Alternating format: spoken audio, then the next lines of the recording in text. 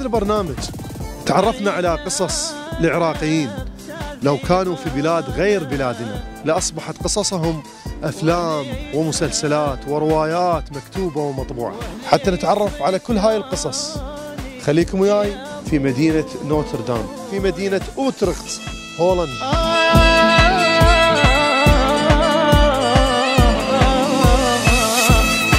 غريب الليالي، عجيب الزمان، يخلي الحبايب كل واحد مكان.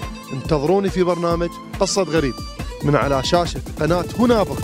أمسى المساء وحنيت ويدي